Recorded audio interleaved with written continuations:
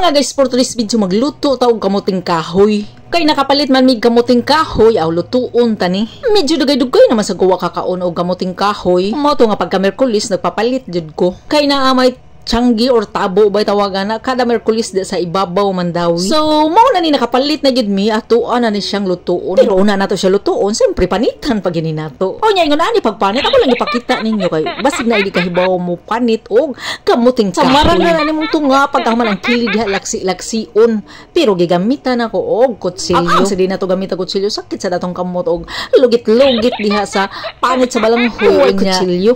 Pagkahuman mga guys, siyempre, atuan ni siyang hugasan. Kay balhin tanig sudlanan para atong mahugasan. Nya mao ni akong gisudlan.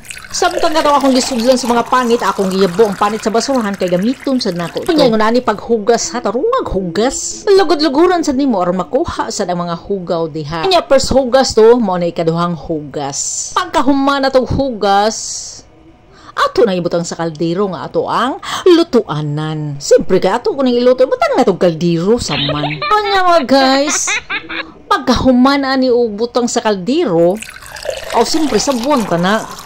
Pagkahuman og sabaw, ato na dayong itakang, kay ato na dayon ning pasigaan. O na, pasiga na nato. Kanya grabe gyud kamatik. Giparisan dayon ni nato og kinilaw. Kamuting kahoy og kinilaw. Pero gamay na lang yun ang kinilaw nga nabilin. Kaya nga akong bodyguard maumanday na guna-unag kaon. Kaya ko natug pamanggod pag mata nako. Gingnan ko niya nga gibinlanta ka diha gamay nga kinilaw. Ay human na kog kaon. O niya mga guys, kita na sa kaon. Ang ato ning palangawan diri mga una tadya. Diri lang sa tama na ko video. Salamat sa pagtanaw.